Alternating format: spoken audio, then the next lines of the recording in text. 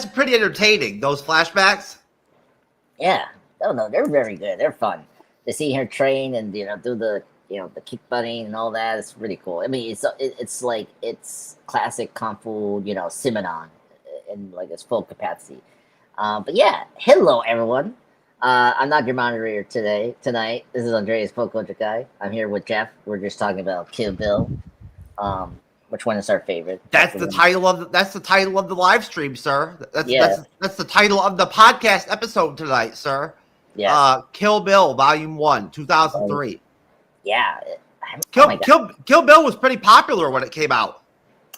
Yeah, it was so popular. I mean, so many people dressed up as the bride with the little suit, the jumpsuit, as we see towards the end of the film. Yeah. Kill Bill had a cultural impact and everything. You know what I'm saying? Like, it was very popular. For a Tarantino film. You know what I mean?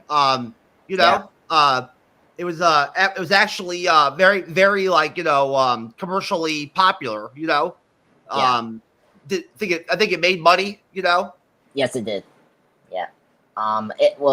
This one until Django, which we review in this channel, was his highest grossing film until Django Unchained became that. So yeah, it did a lot of money. Well, he's not a box office director, No. That's a good point. I mean, some of his films are like acquired taste. Unlike other renowned directors, you know what I'm saying? Like he doesn't have in his catalog like any real big box office smash hits or anything like that at all. That he doesn't make those kind of films.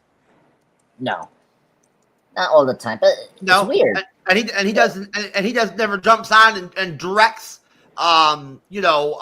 franchise type films. You know what I'm saying? Like he doesn't ever come in and jump in on stuff like that. Aliens, Terminator, type shit. You know what I'm saying? Yeah. No, he's not that kind of director. I mean, there was like attempts he did before to like join a franchise, but it never worked out. Like there was one time he was trying to do like a Luke Cage, and then one time like it was before the pandemic. He was trying to do Star Trek, but like that didn't work out. So yeah. Oh yeah, I forgot about that he was actually in the mix to do Star Trek. Yeah, it wasn't part of that like Chris Pine films, but like he was trying to do his like own thing with Star Trek. We didn't know what it was, and it died off pretty quickly. But it could be cool. Star Trek.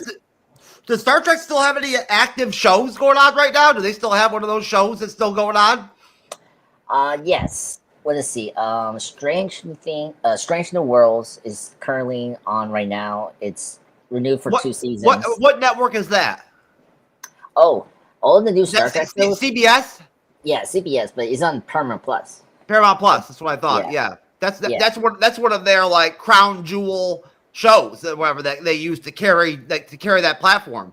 I was actually surprised. I was looking at their numbers. Paramount Plus has a lot of subscribers. Yeah, it has like 41 million or 51 million subscribers. Like it has a lot of subscribers. I didn't know that. Oh yeah, I don't know if you've seen these shows. I was surprised at how popular that app is. Like that platform is. Like I didn't realize that they did numbers like that. Netflix and Prime are number 1 and number 2 for streaming services. In terms of users. Oh really? I'm surprised. That's what the internet says. Oh wow. Well, when you read articles about streaming, you know what I'm saying, that focus on streaming, that they list Netflix and Amazon Prime as the number 1 and number 2, highest subscribed streaming services. No. It makes a lot of sense with Paramount Plus because they have a lot of the popular shows like Big Bang Theory, the Yellowstone franchise. They have a lot of those like big popular shows that they run for CBS or like other networks they have. Paramount Plus may have more subscribers than Max. I'm not sure. I think I'm not sure. I've never looked to see how many subscribers Max has. HBO Max. I'm sorry, they went back to HBO Max now. I forgot. Yeah. Oh my God. let's not get into that because they went back and forth with that name. So Star Trek shows, so Strange New Worlds, and a new show is coming out next year called Starfleet Academy. Those are like our current Star Trek. Yeah, shows. They finally killed off that one with the with what's his name, Picard. Yeah, that ended like 2023. Discovery ended 2024, and then I mean, there's other shows, but that like they're animation. So, yeah. Oh, okay. Yeah, Lower Decks, and then there's a new one called Prodigy. So yeah. I've been doing a lot of research lately about streaming services, like looking at like the creation of Prime, you know what I mean? Looking at the creation of Paramount Plus, you know what I mean? Peacock, learning about, like the deals they made to get their content, you know what I'm saying? Like what they have, yeah. And seeing what shows that, that each studio made and stuff like that, you know what I mean? Yeah. We talked about this, a lot of time ago. Yeah. We always end up having these conversations about streaming services and the different studios and what they've made and which ones haven't, and Yeah, like because a lot of people don't know, like this one not this one studio, their like partner studio that they help to produce films or TV did this one thing that was like over another studio. That's why it gets so complicated for them to get that one show. Like. Because a lot of different streaming services for instance, have Warner Brothers films in their catalogs. You know what I'm saying? Like they have deals worked out with Warner Brothers. You know what I mean? To where specific films, you know what I'm saying, are carried on other streaming services. Like Prime has a deal with them. I think Paramount Plus does. You know what I'm saying? Yeah, Paramount Plus. Yeah, I knew that. Yeah. And Netflix, of course, is always making deals to get new content. You know what I'm saying? That's a constant with them. You know what I mean? Yeah. I mean, that's where a lot of people discover these stuff is Netflix. They do a good job of, exposing these movies. So, yeah. Man, I'm surprised Paramount Plus number 2 after Netflix. I really thought HBO Max was number 2 because, the content they have there is like so if you look it up, I'm telling you, supposedly Prime. Now again, I don't know how they keep track of the numbers with Prime. You know what I'm saying? Because every Prime member, has Prime Video. You know what I'm saying? Yeah. But whether or not they're using it or not, you know what I'm saying, is the question. You know what I mean? Yeah.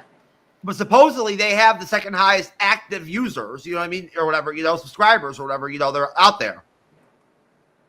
Yeah, that makes sense. I've seen that multiple times. That being that them being number 1 and number 2.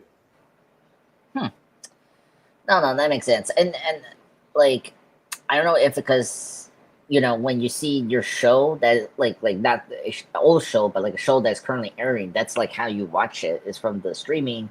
I remember when Netflix was just doing like the straight DVD stuff before they were Netflix, when they were just DVDs. They had everything. You know what I'm saying? Like, like that was one thing about Netflix. You know what I'm saying? Like you could get everything from them. They had HBO shows, you know what I'm saying? Like, they had True Blood, they had The Walking Dead, you know what I'm saying? Like, they had everything, Yeah. They did. That was always that was always like my thing as a Netflix customer back then. That was always like my reason why I paid monthly, but for my subscription, you know what I'm saying? It was because they had everything, Yeah. Yeah, now it's like worldwide. They have everything from Japan, K-drama, all their content's changed over the years. You know what I'm saying? Like what, in terms of other studios shows that they have. But they still have still have deals where they still have a lot of other content from other studios, you know what I'm saying, on Netflix, Yeah, they do. Sony doesn't have a streaming service, so like a lot of their movies go to what do you call it? Netflix. I don't know why I was liking Netflix, but like Hulu did a deal with Funimation, the anime, the Japanese anime company or whatever. And that's why they have like the biggest anime library in streaming, basically. Hulu, because they made a deal with Funimation that makes a lot of the anime in Japan, produces a lot of it. Okay, that makes a lot of sense. They do have a lot of anime in Hulu. Netflix too have a bunch too. Netflix has a lot of anime, yes. Yeah, and not as big as what was that anime service called Crunchyroll. Crunchyroll, yeah. Yeah. Crunchyroll is still active. Yeah, see that it's still out there. A lot of people subscribe to it. Yeah. I wonder how much do.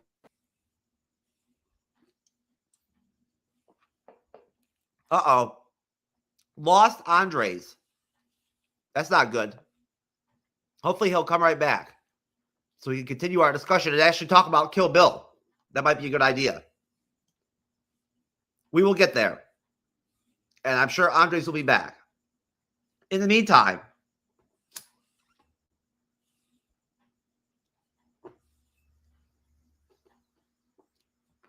pardon me.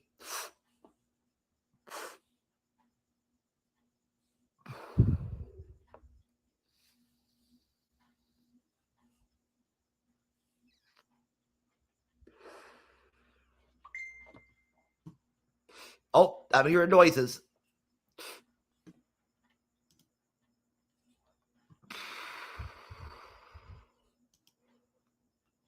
Oh, that's Cyber. He's coming.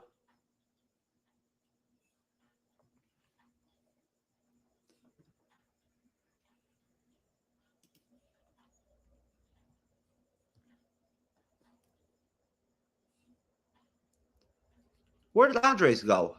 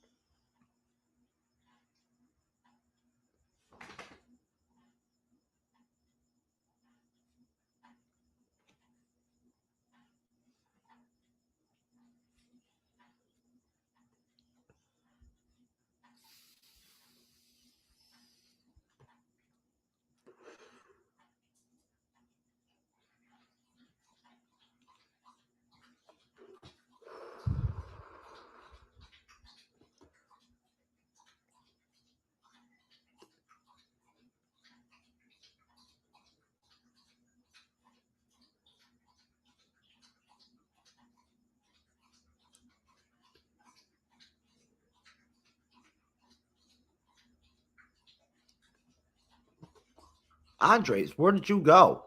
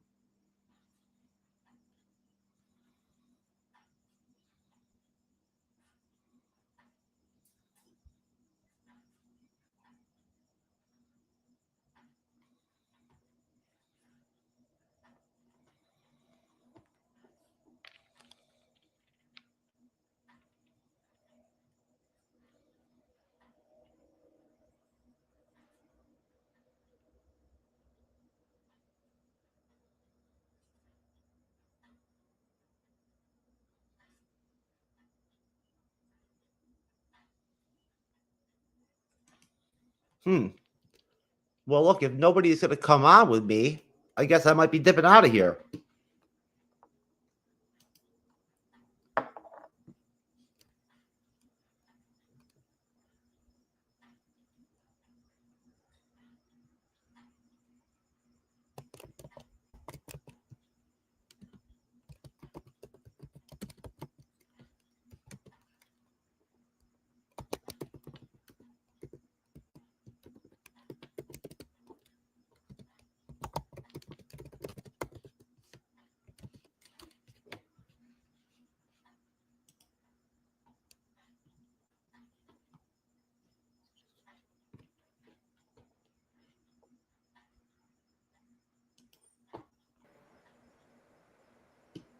You're back, sir. Yes. Sorry. Crazy. Jeez. Jeez. Yes. I think. I don't know what to say. The spirits of the ghosts wanted me not to be in the streaming. Anyway, Oh, okay. yeah, streaming service. The streaming service Wi-Fi ghosts or whatever. Yeah. Got you or whatever. Yeah. Okay. Yeah. Sorry. Oh, okay. All right. Whatever. All right. So Cyber said he'll be here in just a minute, and Okay. so I guess I'll just ask you really quick. What are your thoughts about the movie? Kill Bill. In general, before we actually bust into the Wikipedia plot. Yeah. Sure. Yeah. So Kill Bill is my top 5 favorite Tarantino film. I think it's one of his best works since Pulp Fiction. Of course, my personal favorite is still Jackie Brown. It's such a entertaining film. I really like the character of the bride that Uma Thurman plays. Definitely her best role she has played since the Pulp Fiction role she had back in 1994. Everything about it is great. The soundtrack is amazing. The action, choreography, is fantastic. I mean, we'll get into it. Like that finale with all the 88, what do you call it? The 88 men group, attacking her is like so crazy. It's like top tier, like Tarantino crazy scene. After Django killing people in the house, or so many like crazy scenes from Tarantino. It's one of the best films he have. I like chapter 1. We kind of discussed this briefly. Which chapter or volume that we like more, 2 or 1? I like 1 more because it's shorter. It's like very tight and like straightforward. Where chapter 2, I think chapter 2 is much longer, and like we talked about it, the flashbacks is great in chapter 2, and but it's just like the finale with her versus Bill is like very anticlimactic, and it's like, like I was thinking a bit more like crazy fight, with her and Bill, but we didn't get that. So I prefer this first film over chapter 2. So just my opinion, and it's a fun movie. I highly recommend everyone to watch it. Yes. Most definitely, yeah. I mean, I'm not really sure. As far as trying to pick between the two, I mean, I haven't watched the second one in a long time. Yeah. So it's been a minute, I mean, that was 2003, 2005. I think the other one came out, 20 years ago, So this was Uma Thurman at her best. This was like peak Uma Thurman, right? Yeah. I mean, after Kill Bill, you really didn't see her do a lot, No, that's true. I mean, she was nominated for Best Actress for the first chapter, and I was very surprised after these. Oh yeah, I forgot about that. I didn't realize she was nominated. Yeah, for one of these. Wasn't she nominated for something else too? Oh yeah, Pulp Fiction. She was for Best Supporting Actress. Oh yeah, that makes sense. Yep. Yeah, and I think that's it. I have to double check, but yeah, that's the award so far she has gotten. She was nominated for Best Supporting Actress for Pulp Fiction. Yes. Yeah, and same thing with Samuel L. Jackson for Supporting Actor, and then I think John Travolta was like Best Actor. Who would have been the lead actress in the film if not for her? I I don't know. That's a good question. Let me check. Let me double check because it's been a while I remember the awards for her for Pulp Fiction. So so yeah, let me. Oh, I mean, it's not that big of a deal, but if you can pull it up, that's great. You know. Yeah, it was supporting actress for Pulp Fiction. Yeah. Okay. I mean, hey, you know, I mean that's on the the Oscar people. You know what I'm saying? Like if they want if that's how they want to designate her role. You know what I'm saying? Okay. Yeah, I I mean, she's not in the whole movie. You know what I'm saying? So like, I guess it makes sense. You know? Yes. Yeah, that's the thing. That's the thing you have to remember. Like, she's barely in that movie. She's in that one chapter where like John Turturro's character had to take care of her like one night, and that's like the whole like half of like in the movie, and then that's it. You know. Yeah, because the movie is kind of broke up in chapters. You're right. Yeah, so like don't expect that she's like because it's weird, right? Because the whole marketing, the posters, right, is like all Uma Thurman. You know, you think she was gonna be like she's like a yeah. On the poster, she's very prominent. Yeah, that's why I was surprised when I actually saw the whole film. I was like, what? Like she was barely in it until like that chapter we got to her and she is basically the featured actress of the film. It's obvious. You know what I'm saying? If you've watched Pulp Fiction, it's obvious that she's like the main attraction. You know what I'm saying? Yeah, exactly. So you know, I mean, out of all the different chapters, she gets more screen time than any other actresses in the movie. And there's not that many female characters in Pulp Fiction, really. Yeah, no, it's only like the wife for Bruce Willis. That's it, and then just a couple Wonder Woman, right? That's it. Like it's really her that she's like prominent. So it's a little weird, you know. That, in the overdose scene, you see what's her name plays Eric Stoltz's wife. Yes. I forget her name, but you know who I'm talking about. Yeah, I know she's very prominent. Yeah, but that's crazy. Yeah, she's there too, but like that's like briefly. Right? But that's very brief. Yeah, the OD scene's very brief. Yeah. What's it? Rosanna Arquette. Yeah, right? yeah. But I think it was. Yeah.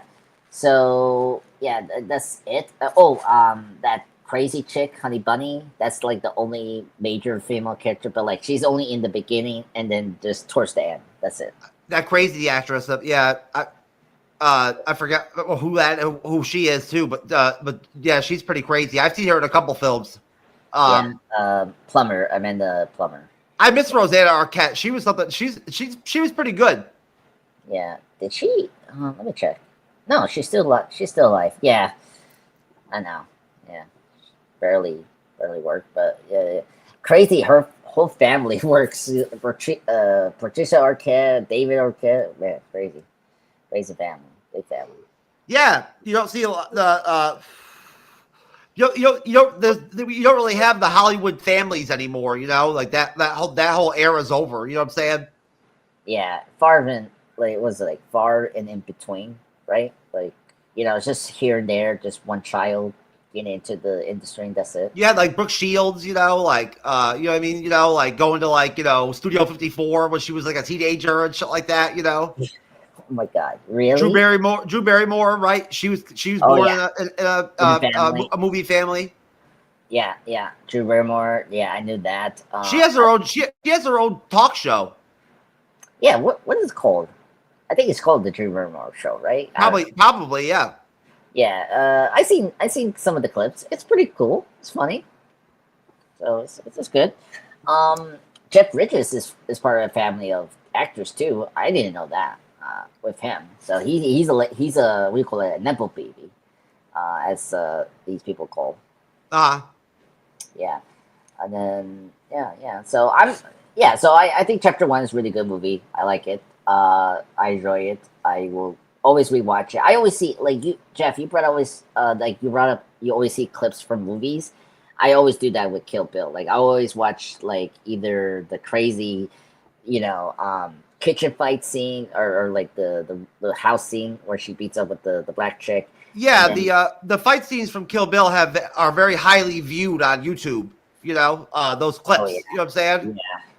Yeah, especially the end part with the Japanese samurais. Yeah, it's very popular. I always Hey, rewatch this. hey, look who's here. Cyber's here. Hey, Saber. Hello, hello, hello.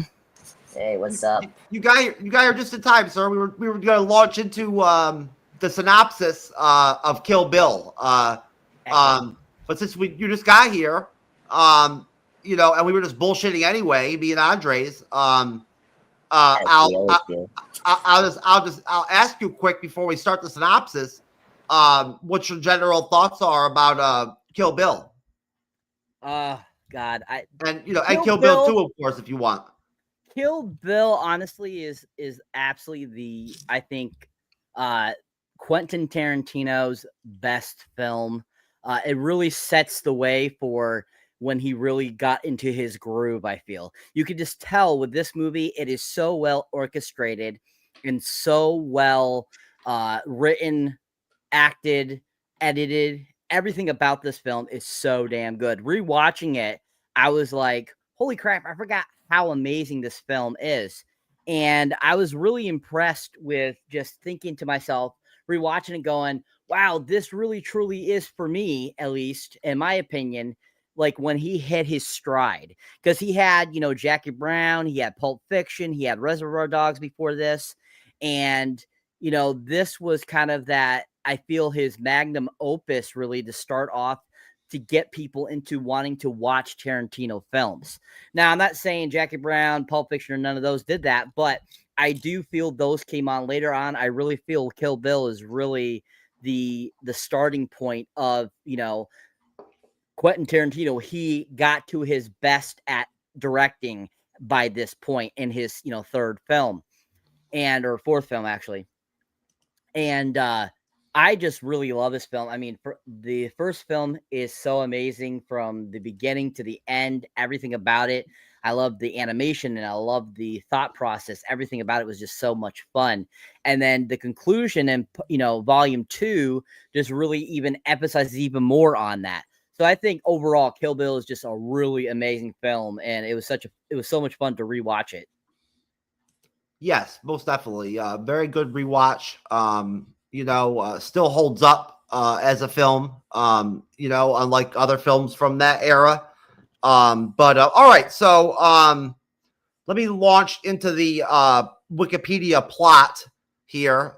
In 1999, the bride, a former member of the Deadly Vipers Association squad, is rehearsing her wedding to Tommy Plimpton at a chapel in El Paso, Texas. The Deadly Vipers, led by Bill, attack the chapel, shooting everyone. As the bride lies wounded, she tells Bill he is the father of her unborn child just before he shoots her in the head. Police investigating the massacre later find the bride still alive but in a coma. In the hospital, a disguised L driver, one of the Deadly Vipers, attempts to euthanize the bride. Bill aborts the mission at the last moment, considering it dishonorable to kill her while she's defenseless. 4 years later, the bride wakes up and is horrified to discover she's no longer pregnant. She rips out the tongue of and then stabs to death a man who intends to rape her, and then uses the door to smash in the head of a hospital worker who's been selling her body while she was comatose. She takes the hospital worker's truck and vows to kill Bill and the other Deadly Vipers. All right, so Andres, what are your thoughts, sir, on that opening? The opening, yeah, let's stick with that version. I guess it's really fantastic. Sets up everything where you're gonna go after that, sequence. I think it's fantastic direction. I do agree with Cyber. I think this is where Tarantino is like his most mature in terms of direction here. Like everything is visually storytelling, and like of course he still has the quippy dialogue, which is awesome, especially with the two sheriffs, the two sheriffs they're investigating the massacre, the aftermath. Of course, we don't see the full massacre, which we'll see later in chapter 2.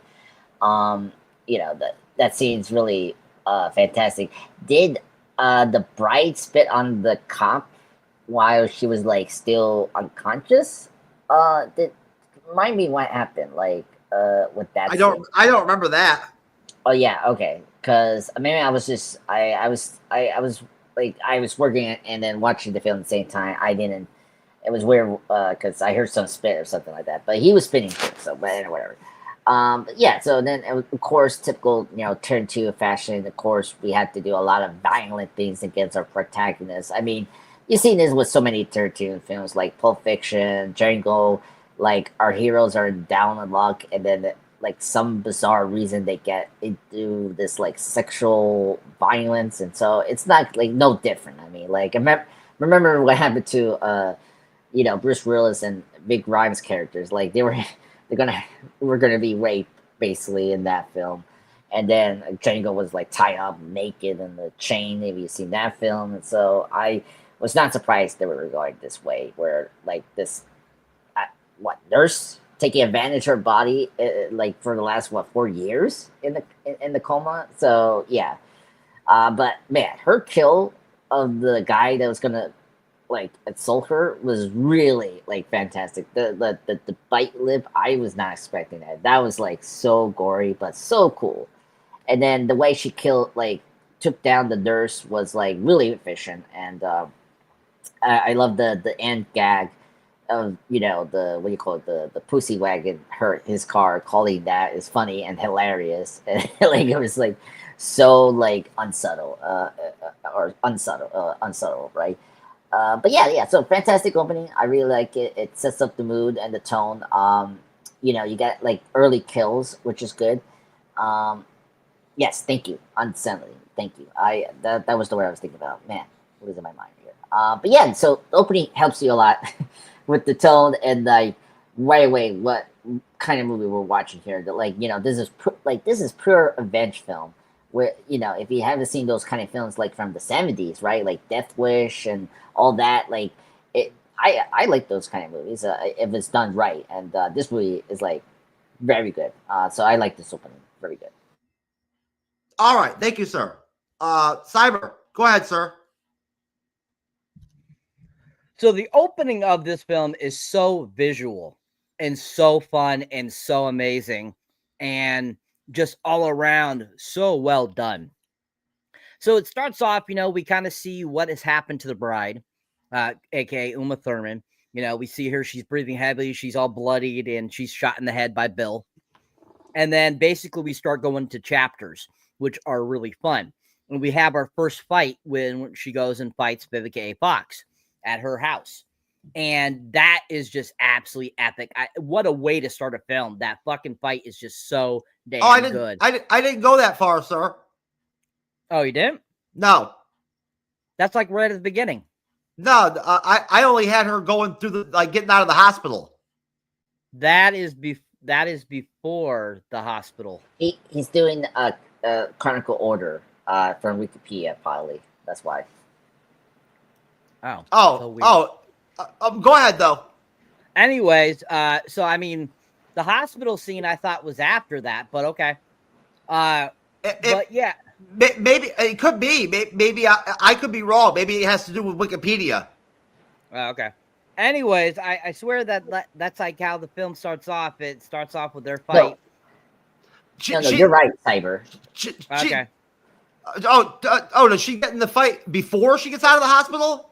Yeah, because it's a playback. It's a non-linear story. It's like Memento. Yeah. Okay. And so that's absolutely epic. And then I mean, the whole sequence at the hospital is insane. We have Ellie Driver pop up, Daryl Hannah, and she does her whistling thing, which was, it's very epic with Kill Bill, and of course we have the conversation that she has with Bill about not killing her while she's in a coma and all that kind of stuff. And then, of course, you have the nurse guy allowing the guy to come in and rape her while she's unconscious still. Now it's been, the movie starts off in 1999 and now it's 2003. She's still in a coma and she ends up waking up briefly before he brings in that gentleman and then realizes they're coming in and she pretends she's still in a coma. And the funniest part is that guy that plays the tended the victim that gets his lip bit off. He's been a whole bunch of Adam Sandler films. I don't remember his name, but he is in a whole bunch of Adam Sandler films. He was in Anger Management. He was in Little Nicky. He's been in a whole bunch of things. He usually plays like a dumb jock type of guy, you know. And so it was funny seeing him kind of play a more normal guy. And so it was funny seeing him again in this. But that bite, you know, lip scene is freaking insane, and how much blood she's gotten on herself just from biting his lip. I was like, freaking, it's like, wow, that's freaking insane. But then, you know, when she goes to remember the nurse guy, and he's like, my name is Buck, and I'm here to fuck.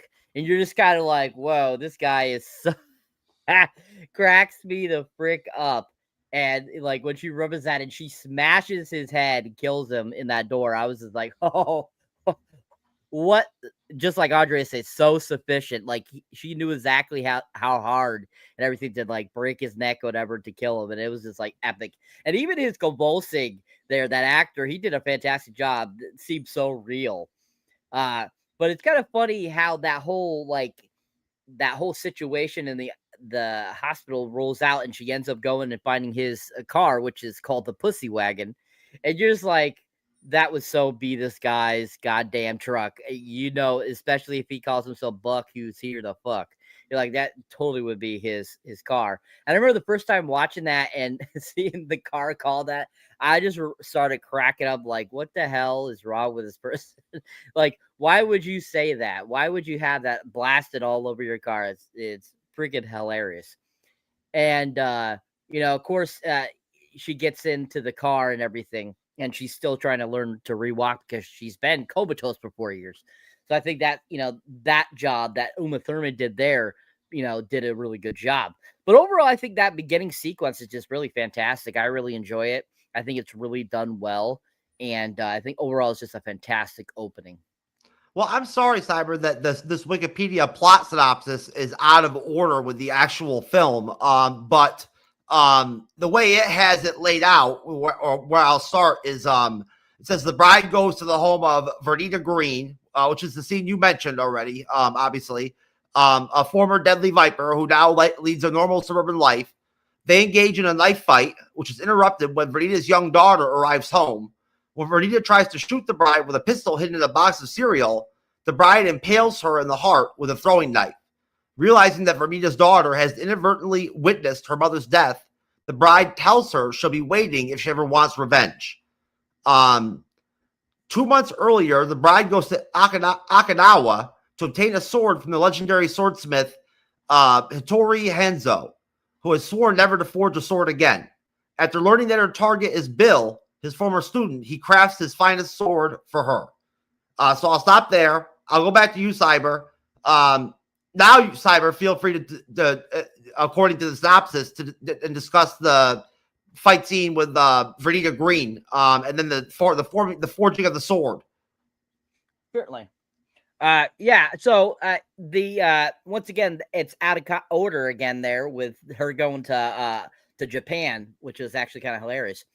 But anyways, it's absolutely fantastic that, like I said, that fight sequence, it's really done well. I think that their fight choreography is done really well. Her smashing the things, okay, Fox smashing things, Bernie Green, and Black Mamba, and stuff like that. And then when they like all of a sudden just stop when the daughter gets home, I was like laughing out loud at myself because it's hilarious. Because it's like out of nowhere, it's like, okay, like let's just stop. Nothing was actually happening here. Hello, daughter, and stuff like that was super funny. And then just like when you think things are calming down and that, you know, they're going to have more of a civil conversation, she goes and throws that thing where she tries to shoot her, and she then ends up just, you know, slicing her into her heart. It was just like, holy crap, you're dead. What an idiot. You could have totally saved yourself here and or at least try to conversate something out of this. And it just was too bad because like that character would have been fun to see more of, you know. And we briefly got to see her fight there, which her fighting choreography was really great and really fun. And the whole Okinawa thing, I absolutely love that too. When she goes to Japan, that whole conversation she has with Tanaka and everything is awesome. I love their conversations in Japanese. I love all of that. It's really done well. He is a fantastic actor. The guy that plays Tanaka, I absolutely love him. And he plays that character so well to the T. And some of those great conversations that they had as she's like telling him, you know, what she wants to do. and I think is done really well too, and I think it's really awesome. I think the best part is when she's like, you had the student that he's the vermin that I got to take out. And he just like, doesn't say anything. He just walks over and then writes his name. And just like, oh my God, that's like so epic. It's so awesome. Just a great section. I think that the one like servant guy that he has trying to come out to try to help him is hilarious. Him and his conversations, super funny. And I think overall it's just a really great portion of the film. Okay. Andres. Yeah, I agree with same here. So this is technically our first opening of this movie, and I was shocked how so with this opening and the one with the hospital, I was shocked that it's a non-linear story. I was kind of surprised by that, and when I first saw this movie, and today, because I didn't know it was going to be like Memento / Pulp Fiction, like similar to some of the other creative films. And I think this opening really sets up the bar for the film. It shows you right away what kind of tone this film is, what kind of, genre this film is going to be, this blaxploitation / samurai kind of film, with the fight scenes and all that. I mean, this was so badass, like the zoom in on the face of the bride, and then immediately punching her at the face was like, wow, we're really doing this. And then of course them stopping the fight when the daughter was arriving was so hilarious. It was like, and did they bleep one of their I was watching this in a okay, so I wasn't losing my mind because they bleep some of their cursing. No, yeah, they have it. I think it was kind of a joke because the daughter's present, so they don't want her to hear the word bitch. Yes. So they bleep it out like it's like a comical thing. Okay, yeah, no. I seen that before. Like, I don't know, you seen Scott Program? They the characters kind of did that when they were cursing, but like I knew they were cursing, but it was just they blocked the F word or whatever they were saying. But it was hilarious. Okay, so that because it was so funny when they did that, because I was like, wait a minute, what the hell happened? Like they were cursing, and then they were bleeping it. I was like, I don't know. Yeah, and her death, was it the Cottonmouth? I forgot her name right now. Yeah, Copperhead. Her death was like really brutal. I mean, not as brutal as the Yakuza leader towards the end, but to the chest, like wow. And of course, having that like gun hidden in the cereal was kind of crazy. So yeah, fantastic like opening sequence, and it just really sets the mood for this film, which I like. And that's one thing I like about this chapter 1 over chapter 2 is that this film is so action packed, like action, and then like more action, which is great. But a bit more like in between, we got the more quiet, character development. Yeah, and then of course her going to to the guy that was trying to build her sword was like really neat, and I like how the way she told her about like I'm here to kill Bill, and I like how he spelled the Bill in the window. That was really cool. That section was really great, and I like that we go back to him later on in the film. Explain like this is his masterpiece, his weapon he created for her to kill Bill. But yeah, really love this section of the film. All right, well, according to the Wikipedia, I only have one last section to go. So the bride travels to Tokyo to find another deadly viper, Oren Ishii, now the leader of the Tokyo Yakuza. After witnessing the Yakuza murder her parents when she was a child, Oren took vengeance on the Yakuza boss and replaced him after training as an elite assassin. The bride tracks Oren to a restaurant where she quickly mutilates Oren's assistant and lawyer, Sophia Fattel, by cutting her arm off. The bride defeats Oren's squad of elite fighters, the Crazy 88, and kills Oren's bodyguard, the schoolgirl Gogo Yubari. Oren and the bride duel in the restaurant's Japanese garden. The bride kills Oren by scalping off the top of her head. And with her last breath, Oren compliments her blade before dying. Later, the bride ties Sophie up and shoves her into the trunk of a car, where she tortures her for information on the other deadly vipers and cuts off her remaining arm, but leaves her alive as a threat. Bill finds Sophie and asks her if the bride knows that her daughter is alive. And that is the end of the film. So I'll go back to you, Andres. What are your thoughts on the final ending portion of the film? Oh my god. So when I heard we are gonna do this for the review, I was like, yes. Because the ending is like my favorite Tarantino film ever. Like, forget about Django or Jackie Brown. Like, you know, I don't care what's my favorite Tarantino. Like, best ending ever is this film. Her massacring every like assassin that the Viper has in her like employment as the Yakuza. It's like so like batshit crazy, bloody and gory, which is great. Like, you see limbs getting cut off, the hands cutting out, like crazy. It's like an anime, you know. Like, we were me and Jen were talking about like anime stuff, and you know, in streaming, of course, but like it's literally from like an anime movie. Like, if you've seen those kind of films, like they go crazy with the violence, and like this is no different. Like, this is like the closest to like an anime film, like in terms of violence. Yeah, the girl, the Go-Go, of course, she was from that other another classic film called The Battle Royale. That's like kind of like The Hunger Games, but you know, more grounded, a very different kind of film. But that was her like fame, and like it was cool to see her in this film. And like that, I don't know what you call that, like that bowl like chain thing she does to like attack her is like, yeah, that's a cool weapon. Yeah, like twice she hits her in the chest, which is really like crazy that she didn't die right away.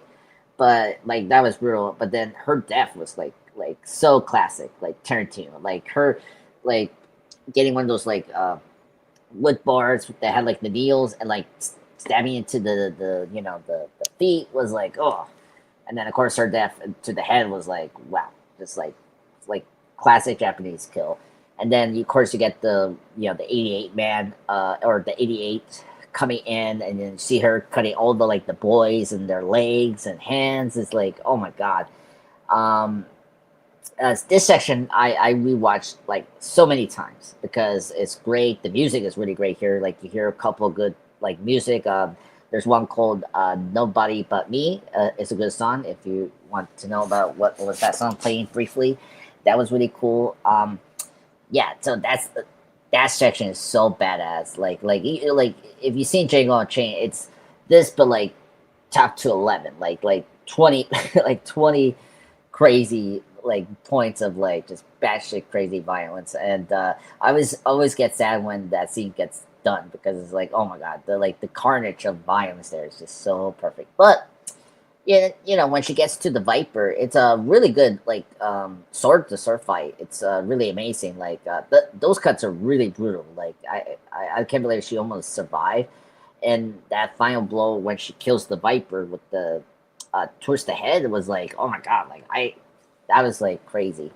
Yeah, and yeah, I knew they were gonna reveal that the daughter's alive, you know, because I did wonder if she had like a miscarriage or something like that, like, because with that kind of blow, I was like, how did the baby survive from that, like her getting beat up? Because I'm remembering a little bit of chapter 2, but like her getting beat up and then getting shot in the head, which is kind of crazy that she survived from all that, and then didn't have a miscarriage with this kid. I was like, okay, so I was not surprised that the twist that Bill had the kid for this like 4-year run, whatever. But yeah, so not much to say. I think Kill Bill Volume 1 is a fantastic movie. I say, I just reread it before in the chat. That is the best Tarantino film, and my ranking is number 5. There's other great ones. I mean, here's the thing. I agree with Cyber. Tarantino is one of the greatest directors. I think when he started making this movie, this is where he started to be consistent with his films. Like, we got Death Proof. I know a lot of people don't like Death Proof, but it's a good, decent film. But then he did Inglourious Basterds, Unchained, Hateful Eight review, and then Once Upon a Time in Hollywood, which I see in theaters. Like he has hit like hit after hit. And so after this film he made. So I highly recommend this film. It's one of the best. I prefer this over Chapter 2. It's just this chapter has more action, just way more like Jeff said before, but like there's a lot more like iconic scenes that people talked about here. You know, like the jumpsuit here is it's like a very iconic thing from this movie. You know, it's not even in Chapter 2. So, but yeah, that's all I have to say. Fantastic movie. Very happy we discussed this tonight. All right, Cyber. So the rest of the film is just absolutely amazing as well. I have to say that I totally love the whole animated sequence that shows Ocean Wren's life. That is freaking phenomenal. And the animation, I'm not a huge anime fan, but that animation was done so well. And it was so visually amazing and just awesome. And just really shined, Oshi's, death of her parents, her taking revenge and all that kind of stuff, which was really awesome. And then her becoming like this elite assassin, which I thought was really cool. And, that I think is one of the reasons why Kill Bill Volume 1 is so amazing, is that awesome sequence, which is done so well and added to the film and made it even more interesting and fun. And then of course we have such great sequences, where, we see Oshi Ren and she's like in, having like a meeting with a whole bunch of other, mafia heads, and she ends up taking off that one guy's head, Tanaka, because he doesn't like her, and because she's, she's half Japanese and half Chinese, and she's American and stuff like that. And which that was absolutely hilarious. Just all the blood spewing out of the body and stuff like that was freaking insane and so much fun.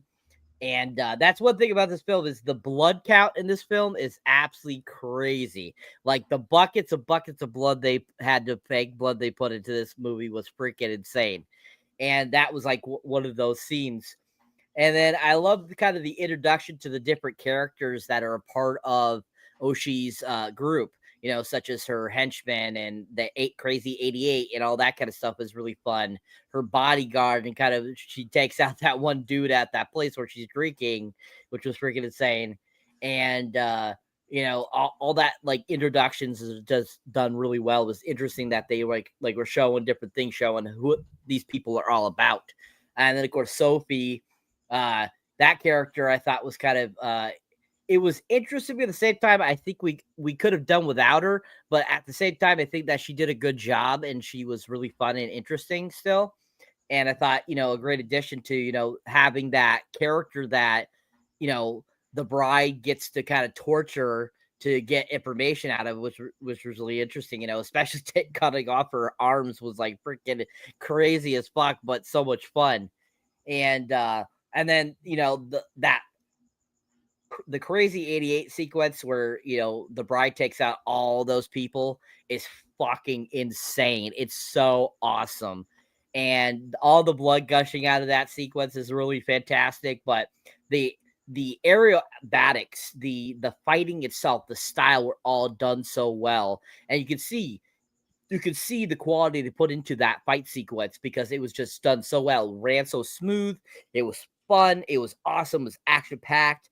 And I mean, the bride is not a chick to mess with because she just kept going and going and taking on all these people. I mean, she took on the Crazy Eights. She took on the bodyguard. She took on the other guy with the Zorro mask. And then she went after Oshi. And you're just kind of like, wow, like where is all this power coming from?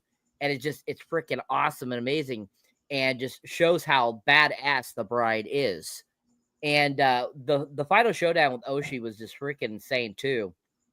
Where she ends up scalping her, and you're just like, holy shit, that is a sharp sword. That is freaking impressive because it just like sliced it so evenly and perfect and everything like that. It was just like, wow. And when she took, Oshi Red out, that was just freaking awesome because you're just like thinking to yourself, like, wow, like this is one of the badass assassins ever. And she took her out, and you're like, damn, that's awesome. But yeah, I mean, that sword that Tanaka makes for her is so cool, so awesome. I think it's such an amazing sword. And I really enjoy just the look of it and how well it plays out throughout the films. And I think that that is the reason why she got that and got it done by him, because he is such a master of sword making. And that just worked out really well for her, because as you saw in that sequence, she like was able to just boom, keep going. And that sword did not fail her at all. Really fantastic sequence at the end there. Of course, we get that little bleep at the end with Bill and Sophie, basically asking if she knows that her daughter's still alive. And at that moment, you're like, oh shit, there's gonna be even more bloodshed. You're like, this is fucking crazy. And I thought that was really, really awesome. And just a great way to end the film. Fantastic sequence and just a really great ending to a film. Action packed from beginning to end. Enjoyable. I feel it doesn't lag anywhere. I think that it's a very tight an hour and 50 minutes that keeps you busy, keeps you entertained, and keeps you fun, wanting more. And they did, Quentin did such a great job with that. So really great job by everyone involved. It's just a really well done film. Really fantastic. Yeah, high order for me for my Quentin Tarantino films. Definitely top of my list. All right, give me your rating, Cyber. I give this bad boy a 10. It is fantastic. Absolutely love it. All right. Andres, give me your rating. Damn. All right. Yeah, I'll give it a 9.5 out of 10. That's how I'm going to go. All right. I'll give it a 10 out of 10 as well. And that'll be our rating for Kill Bill. And that'll be our Kill Bill review. Shit. That we almost an hour we went. So not very long, but Kill Bill, was the plot for Wikipedia was pretty small. So, all right. So that's it then. That wraps up our Kill Bill review. We'll go ahead and do our plugs and we'll get out of here. So, let me start with Andres, the pop culture guy. You go first. Sure. Awesome. Well, thank you everyone for joining us tonight for Kill Bill Volume 1 for its movie review discussion over here in the FC Bleeding Edge. It was always a pleasure to talk to you guys. So recently I just posted finally my final, part 6 of the Shadow/Batman. You can check that out. Currently I'm working on my new top 10 video. It's on my top 10 favorite James Bond kill, because this month is Bond Mania, as I announced. So you can hopefully see that soon in a little bit, like a half hour. And then in terms of shorts, I recently posted my Daryl Dixon Season 3 review. So you can check that out. I did some great reviews of that season and some of my nitpicks about that season. So no worries. So please check that out. Plus I did my clip on the Predator where Arnold say, stick around. And live stream, we got the Bond Mania, as I say before. So our first Bond live stream review will be Thunderbolt this Sunday, 11/9/25, 9:15. We're gonna start. So me, Jeff, are gonna be in the palace with the Room Upstairs podcast. They're gonna join us this Sunday to be with the Thunderbolt. I got confirmed from them. They're going to join us this Sunday, so that's awesome. So we got another guest there. And the 2 more Bond films I can probably announce now. So the second one will be A View to Kill. That's the Roger Moore film, his final outing. So that'll be in the 16th. And then the 30th, of course, is going to be the GoldenEye, because Pierce Brosnan's first outing.